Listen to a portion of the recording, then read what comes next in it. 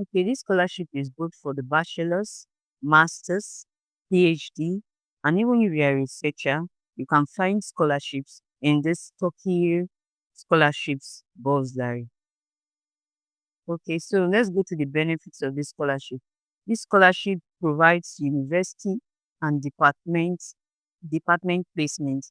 It means that immediately you apply for this scholarship, you don't need to apply for any university for admissions. You get placed automatically in the university of your choice during the application. Then it also covers your tuition fees and it gives you an opportunity to learn Turkish for 1 year. Then it provides accommodation for students arriving in a new country. Then it covers your one up flight ticket.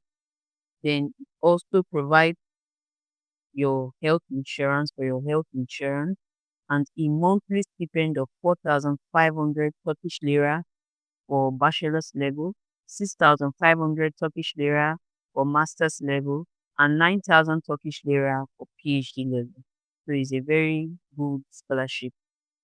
So before we move on to the to the to applying for this scholarship, I want to implore you, please, if you've not subscribed to this channel, please subscribe, like this video, comment and share. If you really want to support what I do, please like this video, comment and share. And also please subscribe if you have not done so.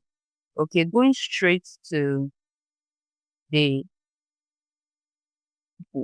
let's look at the eligibility criteria. But before then, let's look at the deadline. So the deadline for this scholarship is February 20th. So that's the deadline for this scholarship. So by April, you should get to know whether you are traveling to Turkey for this scholarship or not. Okay, so let's look at the application criteria for this scholarship. It said for bachelor's degree, candidates must have up to 70%. So I would show us how to know whether our CGPA is 70% or not. So for graduate candidates, 75%. So graduate candidate is both master's and PhD level. Okay, this is how to calculate it. So if you go into your calculator, okay, so let's just look at probably 4.0. If you have a 4.0 over 5.0, and that's 4.0 on the 5.0 scale GPA, let's do 4 divided by 5, then times 100. So 4.0 on the 5.0 GPA is 80%.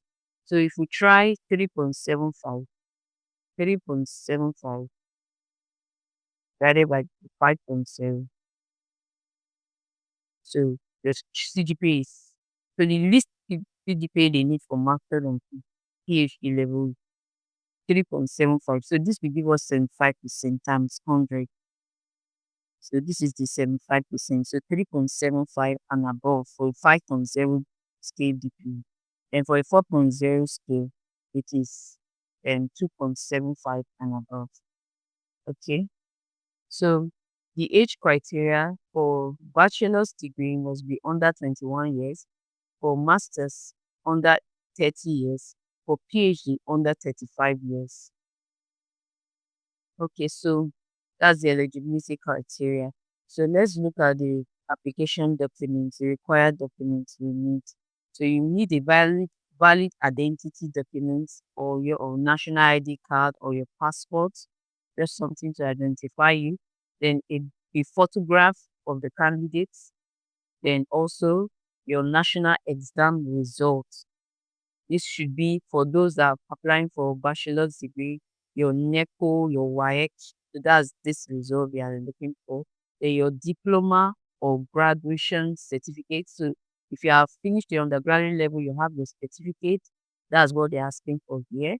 Then your transcript. If you have your transcript also both for bachelor's level and the master's level, it's also needed. Then your international exam result.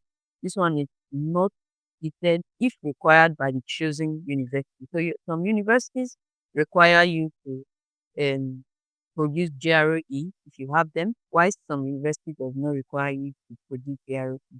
So I will be showing us the university and how to search for the one that does not require you to have this GRE call that we don't have them. So I'll be showing you as the video goes on. So then international language tests results such as TOEFL if required by the chosen university. So not all the university also requires you to write TOEFL. In fact, it is usually waived for most English speaking countries. Then a proposal for research topic and a written example of the research you have carried out. So this is only for PhD students. So if you're not a PhD student, don't think about this document. So if you have all these documents in place already, as I have listed them, then you are set to apply for this scholarship. So to apply for this scholarship, first of all, you have to search for the university you want to apply to. And please search for an English speaking university. So if you I'll be putting the link to this program search page at the description of this video. So just please check the description of the video and get the link to this page. Also the link to the scholarship page. I'll also be putting it at the description of this video. Okay, let's look at it. So if you want to search for the university, you have to search for the university that offers only English. It says select education language. If you check here, you may not see English as listed here. Why? Because English in Turkish is not spelled as English. It is spelled as this. So when we look at Google, so English translation of English in Turkish is it's what is there in loading of it's the English. So you need to select this English 100%. So once you've selected that, then the program name, you don't need to write any program name. You don't know the program name you are interested in. So if it's a bachelor's degree you're interested in, just put bachelor's degree here. Then then the course you're interested in, you need to put it here. So I'll be using business administration, or someone put business administration in my last two videos because I asked if you want me to always use your discipline for example, just please put your discipline in the comment section. So somebody replied with business and administration. So if you also want me to use yours, please your just put your discipline in the comment section. So I will search for business here. So we have business and management. So this is close to it. So then you select the university. You can't select any university but you are not sure. So you just need all the university thing and all the cities to show. But if you are particular of any city or university, you can select them here. And when you've done that, you search. So once you search, it's bring you a lot of universities about you go forward there are still a number of them. So let's just look at the first one. So this one requires remember we are dealing with bachelor's degree to get a bachelor's degree. So this one requires that you write SAT, you provide SAT, SAT, that's SAT. If you've not written SAT, you need to look for a university that does not require SAT. Okay, this one does not require SAT. So it's only TOEFL that is stated here. But if you are from an English speaking country, you don't need to worry about this TOEFL that is stated here. It is stated in their advantages. So one of the advantages of this scholarship is that here it is stated that it is not required that you write the IELTS or TOEFL or GRE or GMA. So it is not required for some of the universities. So that's one of the benefits of this scholarship. So once you get the one, if you're applying for bachelor's, the one that does not require SAT, you quickly note the name of the university, any two or three that you can note from all the universities you search for here. Then you just take note of them because you read them when you are doing your application to click them or that's what you want to go for. So that when they finally give you the scholarship, they will just place you at the university.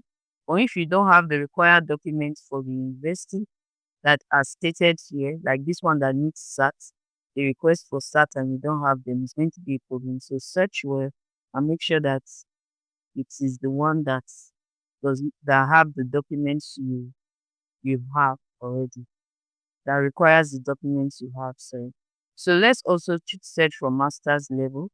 Master's degree level is the only search we'll be doing next.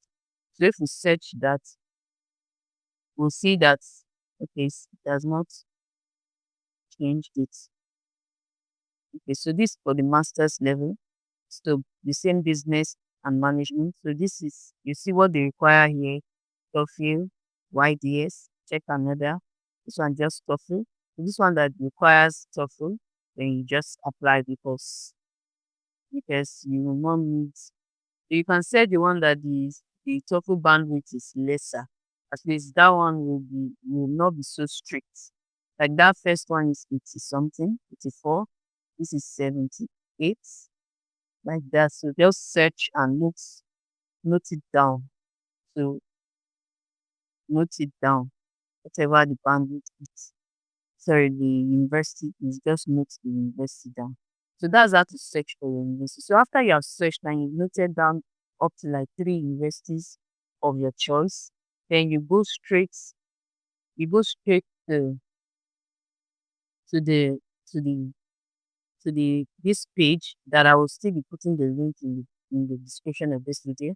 Once you go to the home page, then you click application and login. So you'll be asked to put in your email, your password. So if you have not registered before, just click this place, register, and you'll be registered. Then you log in. Then once you log in, the application does not take more than 30 minutes. 30 minutes, you are done uploading your documents and everything you need. So it's very easy. So just if you have any issue or any problem, you can just leave the issue or the comment, describe it in the comment section of this video and I'll attend to it. Also, or you can just reach me through the link that I will be putting, the one-on-one consultation link I will also be putting in the description of this video. So I wish you all good luck in this scholarship application. See you next time.